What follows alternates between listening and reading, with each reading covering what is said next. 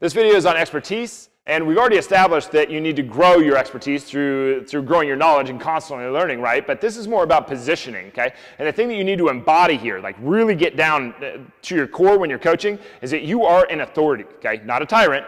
You're an authority on the subject that you are teaching. Okay? We want to do that through our knowledge and through the safety that we're going to build and the encouragement and the challenge and the accountability and all that we're going to build with these people. But you need to get clear with you that you are an authority of the subject that you are teaching. Okay?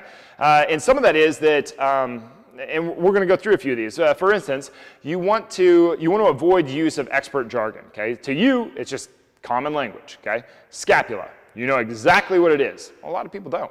Okay? So it's no longer a scapula, it's now a shoulder blade. Okay? It's no longer a clavicle, it's now a collarbone. It's no longer your acetabulum, it's your hip. Do you see? Okay? People might not know what these things are, so you want to use the language that they can understand, because it's far more important they understand than it is what you're teaching. And I see this all the time, this like ego nonsense that coaches do, and I get why it happens, and it's easy to get caught in this trap, and it's not like I've never done it, but you want to change your verbiage around so that they understand it, because this is what a coach will do.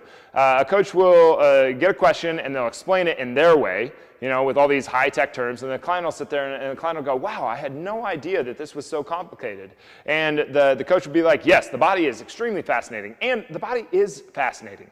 It's so fascinating. I mean, when we get into the exercise stuff in here in a little bit, it's crazy how far, like just the little things that can happen with the body. It's amazing.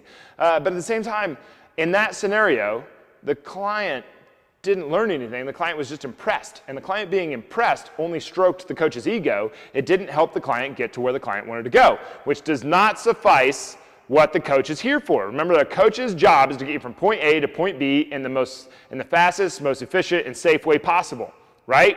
Okay? That's our job. Our job is not to pat our ego, okay?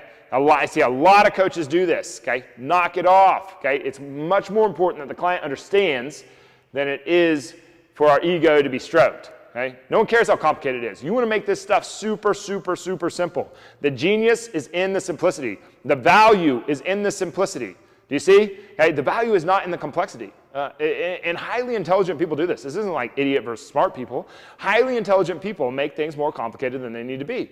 Right? You want to make things simple. Right? I just heard an invention the other day from apparently the dude that invented this is in the town that we're shooting this from. Right? And all it was a trash can divider on the top of the trash can that one side went into one bag and the one side went into another bag. Okay, so one side went into the recycling, the other side went into the trash. That's it. That's not complicated. That's like, oh my God, that's so smart. And it's so simple. Or like putting wheels on a, what do you call those things? On a cooler.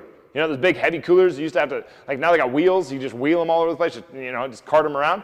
Like, how smart is that? It's just like, why did it take us so long to put wheels on a cooler? See how simple that is? Okay, so don't make things complicated. The return on investment for what some of these coaches are doing, and I've done it too, I'm probably still doing it, okay? The return on investment of all the work that you're putting in and